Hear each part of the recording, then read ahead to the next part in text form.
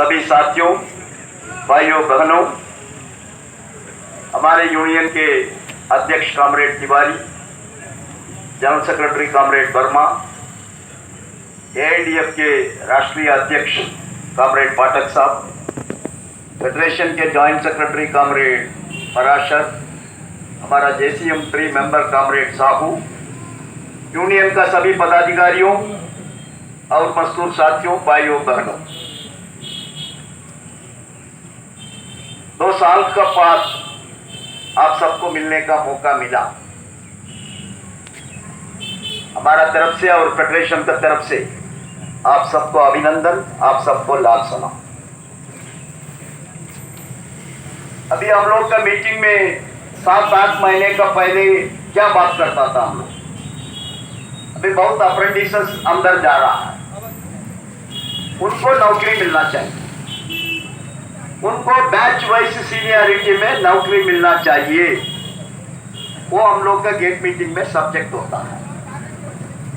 अनुकंपा नियुक्ति, compassionate appointment, कैसे रेलवे में 100% है, ऐसा डिफेंस का अंदर भी कंपैशनेट अपॉइंटमेंट 100% होना चाहिए। 2010 का बाद हमारा इंडस्ट्रियल एम्प्लॉइज का इंटरग्रेड रेशियो में परिवर्तन नहीं हुआ, वो इंटरग्रेड रेशियो बढ़ाना चाहिए। 7वां पे कमीशन का अनुसार 20 वर्ष कोरिलेशन नहीं हुआ, कोरिलेशन होना चाहिए। हमारा नॉन इंडस्ट्रियल एम्प्लॉइज है, उनको कैडर रिव्यू नहीं हो रहा है, कैडर रिव्यू होना चाहिए। हमारा एग्जामिनर भाइयों को इंसेंटिव नहीं मिल रहा है, उनको इंसेंटिव मिलना चाहिए। ये सब हम लोग का मांग होता था, उसी का ऊपर ज्यादा से ज्यादा हम लोग का गेट मीटिंग में, भाषण में, लड़ाई में, आंदोलन में डिमांड्स होता है।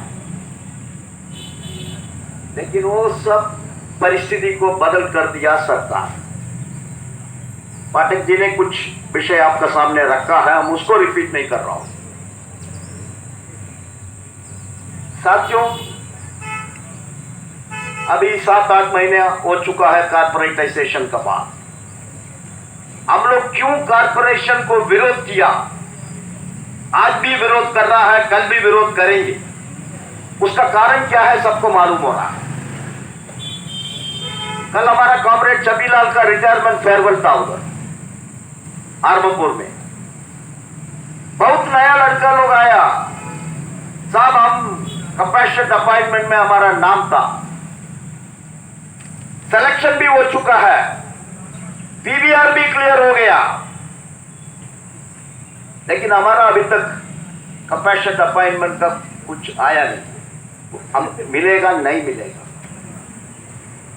ऑर्डिनेंस फैक्ट्रीज में आप सबको मालूम है, फेडरेशन ने फाइट करके, हम तब भर्ती में आया था 79-80 में, जीपीएफ आपका पास होता था पीसीओ पे फैक्ट्री कोलकाता में, 3 महीना 4 महीना इंतजार करना पड़ेगा, किसी को टेम्पररी ड्यूटी में भेजना पड़ेगा। वो सब परिस्थिति फेडरेशन ने बदल करके आप सुबह अप्लाई करो, शाम को आपको जीपीएफ मिलेगा। लेकिन आज उस जीपीएफ के लिए भी महीना भर आपको वेट करना पड़ेगा। सीसीएस पेंशन रूल का अनुसार रिटायरमेंट का दिन पीपीओ जनरल मैनेजर हाथ में देना पड़ेगा पेंशनर को। अभी वो भी 2 महीना 3 महीने के बाद भी पीपीओ नहीं आ रहा है, एनकैशमेंट ऑफ लीव नहीं आ रहा है, इंश्योरेंस अमाउंट नहीं आ रहा है। यह 8 महीने का अंदर ही यह परिस्थिति है। लेकिन सरकार ने क्या रोसी पिक्चर उनका मीडिया का थ्रू पब्लिसाइज किया, यंद्रा इंडिया लिमिटेड छोड़ के बाकी हमारा 6 कारपोरेशन प्रॉफिट में जा रहा है। तब ऑर्डिनेंस फैक्ट्री बोर्ड का अंदर था, ये सब लॉस में चल रहा था। तब ऑर्डिनेंस फैक्ट्री का अंदर था, इस फैक्ट्री का परफॉर्मेंस बहुत खराब था। लेकिन सरकार ने इसको कारपोरेटाइज किया, 7 टुकड़ा किया, एक टुकड़ा छोड़ के बाकी 6 टुकड़ा प्रॉफिट में चल रहा है। बहुत बड़ा स्टेटमेंट, रक्षा मंत्री उसको अप्रिशिएट भी किया। लेकिन सच्चाई क्या है? अभी हम लोग ने लिखा है चिट्ठी राजनाथ सिंह को, सरकार कैसे झूठ बोल सकता है, लेकिन इसीलिए पाठक जी ने बोला सरकार को कैसे गाली बकेंगे। अब इंग्लिश में कितना वर्ड्स है, हिंदी में कितना वर्ड्स है, उतना वर्ड यूज करके गाली बकेगा तो भी 0% भी नहीं होगा।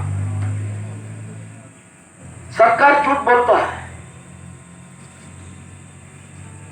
हम लोग ने उसको स्टडी करके एनालाइज करके एक जॉइंट चिट्ठी दिया, उसमें गद्दार का साइन नहीं है, आईएनटीयूसी का साइन नहीं, डीपीएमएस है, सीडीआर है, एआईडीएफ है।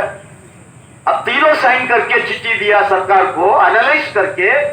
बाबा 2017-18 में ऑर्डिनेंस फैक्ट्री बोर्ड प्रॉफिट में, 18-19 में प्रॉफिट में, लेकिन उसका बाद 2 साल तो कोरोना, देश का कोई कंपनी प्रॉफिट में नहीं गया। उसका इफेक्ट तो ऑर्डिनेंस फैक्ट्री का ऊपर भी हुआ, लेकिन उसका बाद भी हमारा कर्मचारी काम करके टारगेट आपको कंप्लीट करके दिया। अब ऐसा दुष्प्रचार कैसे कर रहा है?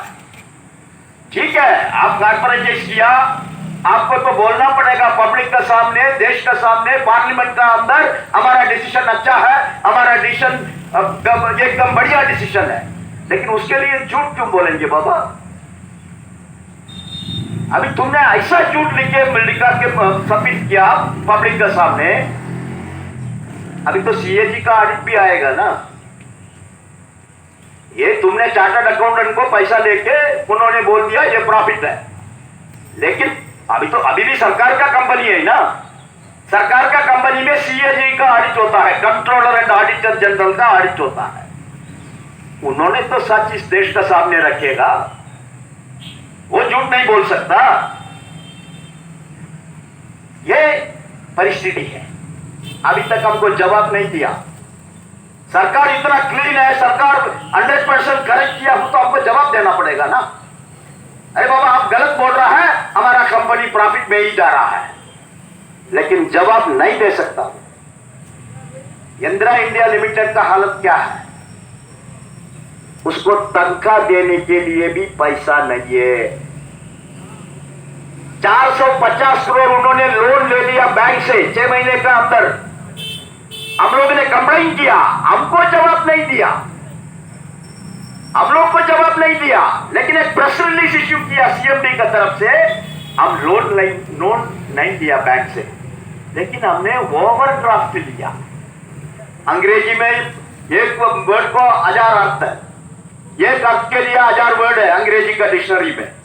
ओवरड्राफ्ट और लोन में क्या फर्क है हमको समझ में नहीं आ रहा।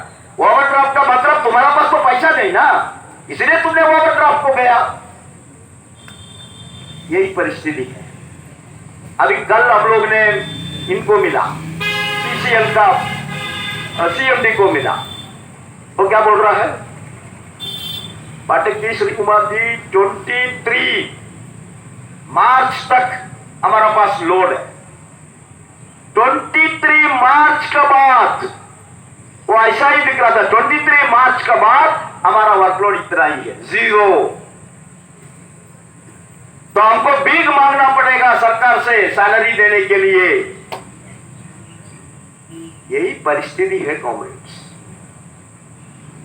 बीएसएनएल का उदाहरण कॉमरेड पाठक जी ने बताया, तो उसमें हम जाने का कोई जरूरत नहीं है। अभी तक हमारा जानकारी में सरकार में ऑर्डिनेंस फैक्ट्री का अलावा 3 डिपार्टमेंट को कॉर्पोरेटाइज किया। एक तो बीएसएनएल 90,000 कर्मचारी वॉलंटरी रिटायरमेंट लेके गया। हमको मालूम है, हम उनका यूनियन के पास भी चेन्नई में संबंध में है। उसमें 50% कर्मचारी को 1 साल होने के बाद भी उसका टर्मिनल बेनिफिट्स नहीं मिला, प्रोविजनल पेंशन में चल रहा है। कॉन्ट्रैक्ट लेबरर बीएसएनएल का 5 महीने 6 महीने तनख्वाह नहीं है। उनको तो 20 करोड़ लोग कस्टमर है, आपका तो एक ही कस्टमर है। वो कस्टमर आपको काम देगा, आपका पास कुछ पैसा मिलेगा। अब पैराचूट फैक्ट्री को ऐसा बना के रखा है, एक फैक्ट्री एक कारपोरेशन। दुनिया में ऐसा किधर है? Only 1 factory, 220